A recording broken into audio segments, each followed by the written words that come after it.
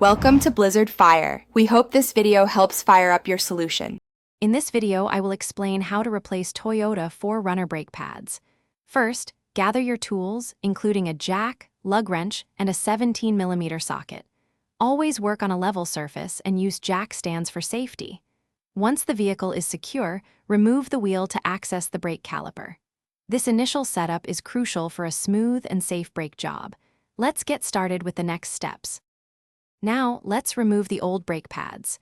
Use a 17mm wrench to loosen and remove the two caliper bolts. Gently slide the caliper off the rotor, being careful not to strain the brake line.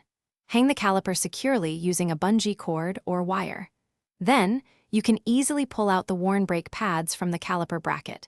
Inspect the rotor for any deep grooves or damage. With the old pads out, it's time for the new ones. First, you'll need to compress the caliper piston back into its housing. A C-clamp or a brake piston tool works well for this. Then, carefully insert the new brake pads into the caliper bracket. Slide the caliper back over the rotor and reattach it, tightening the two 17mm bolts to the manufacturer's recommended torque. Ensure everything is snug.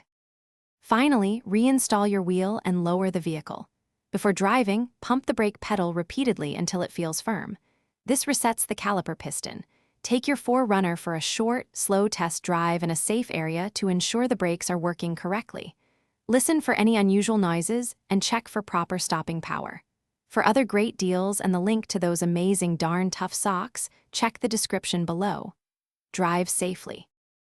Thanks for watching. If you found this helpful, don't forget to like and subscribe.